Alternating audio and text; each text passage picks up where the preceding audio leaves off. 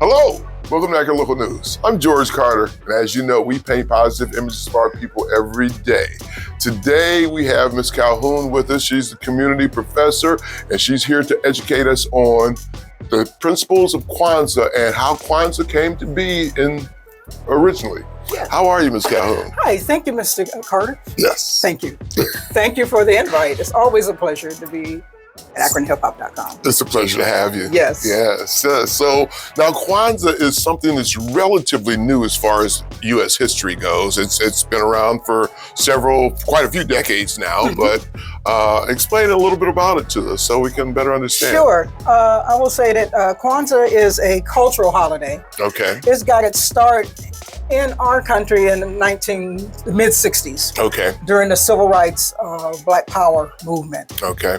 And Dr. Maulana Karenga, or Ron Karenga as he was known then, with the US organizations, one of many Black nationalist organizations, thought about and was always talking about positive images because that's what really drove, I think, the US organizations and other affiliates to look for things that had a positive imagery of Black folk. Okay. Any of us who are from the 60s know of the imagery that we had saw in the public discourse and in popular media and culture. Cool. So they sought to change that. So what he did is he took in 1966 a trip to Africa. He visited 10 countries. He participated in birthdays, naming ceremonies, weddings, funerals, celebrations of all types and stripes.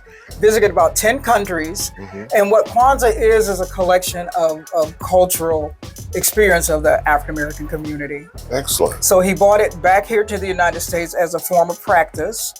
And I will say sometimes things start on the West Coast, but they make their way eastward. Mm-hmm. But it caught fire quickly. Okay. Started in communities. And from there, it's kind of grown since then. You have to understand, I think, or people should understand, that it's not a replacement for Hanukkah. It's not a replacement for Christmas. It does not replace Christmas. Mm-hmm. Kwanzaa is a cultural holiday that acknowledges not one person like King's birthday or Malcolm's birthday or Sojourner Truth or Frederick Douglass. It celebrates the totality of the African experience. I see. Mm-hmm. And so it started in homes initially. If you Google any of the early Kwanzaa celebrations in the West Coast especially, and even in Akron, it started in people's homes. And that's how Akron kind of got its start too. People who were friends of Dr. Karenga and Ron Daniels, one of our friends that lives in Youngstown, brought the holiday back, and it pushed after the 1960s period, especially after the Gary 1972 convention, that is to make our cultural footprint active in our communities, take control of our education, take control of our economy, take control of our survival and success and security in our communities. Mm-hmm. That's what really Kwanzaa comes out and is a product of. And so it started in a home.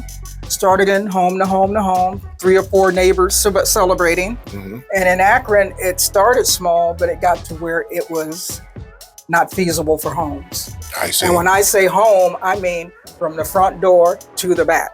Right. Packed. Lots of people. Packed on the porch. Anyone who was there went and participated, and it migrated around to different people's homes who were celebrating it. And I will say that happened easily from the 70s up to, I want to say, the 80s, maybe, 86, 87, 88. And organizations began to get involved with it then. I see. To where an organization was hosting it, the Akron African American Cultural Association started hosting them.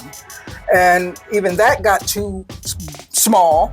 So we were thinking, let's actualize it by putting organizations in charge of their particular night that they would host. I see. So that's when we shifted from one organization trying to do all 7 nights to several organizations doing a night. And that's how we manifest our Kwanzaa culture calendar that we have today, where different organizations are hosting the night. Welcoming the crowd, having a certain aspects of the regalia of Kwanzaa and of the ceremonial part of Kwanzaa, and moving it to the next home or the next organization the next night. And that's because it got too small or even an organization. Just a single. So it's really grown. And I will say, even in today's context, Kwanzaa is even bigger because it's celebrated not only here in the United States, but it's celebrated in the Caribbean. It's celebrating as made a return back to Africa. There's some African communities that celebrate it as well. That's excellent. So that, I think, is an awesome part of our culture that even though it reflects some of us, now it's trying to reflect all of us. Correct. Yeah. And it's amazing the way that it happened. He brought it from there to here.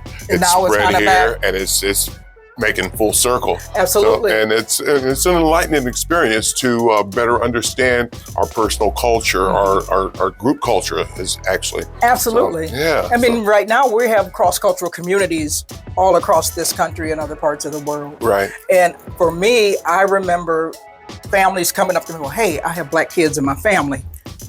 How can I get involved with this? I said, well, this is how you can get your child more in tune with the African side of themselves, because often if you're in a cross-cultural family, you don't know all the nuances of it. Right, exactly. But sometimes the culture and people's ignorance will throw that racism out, and the parents don't know how to respond to it. Exactly. So they wanted to make their children more appreciative of their Black side, more conscious of their Black side. Correct. Yeah. That's very good. That's how I think we've easily seen in some contexts, in some celebrations, people always bring their families. It's always family-centered. It's always children-centered.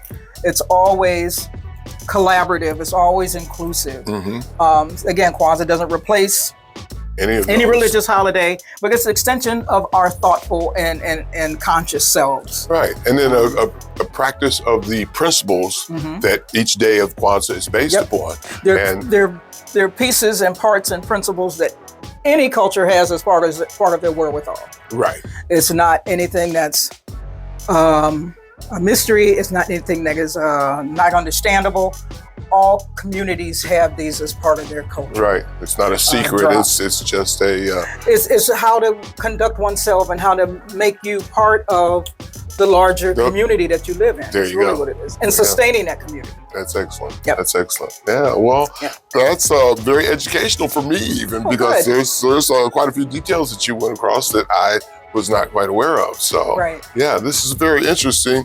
And I take it you've been involved for some time with this because you're well-versed. I came in as a neophyte and was fortunate enough to take the opportunity to travel to Africa several times. And even work with those who started the holiday. Like I've studied with Ron Karenga, I've studied with Daryl Kanjufu that used to live here now, I think is in Cleveland, I think, by the way. Studied with Dr. Ben Yakinen, studied with Asa Hilliard, studied with Charles Finch. All of those people who were the first folks to kind of push this question of culture and making it active and us active in understanding our culture were part of the starting of that celebration. So I was lucky to kind of connect with them. Yeah, you're well versed. And I'm sure they were lucky to connect with you as well. Oh no, it was me sitting at their feet trying to learn.